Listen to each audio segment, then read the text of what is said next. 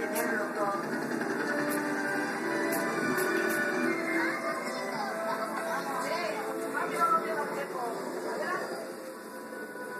Fue entonces cuando Mickey entendió que algo le estaba faltando a su vida.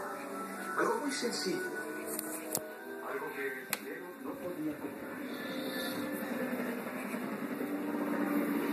Sí, señora Limón, estamos volando sobre la casa ahora. No tardaremos en llegar.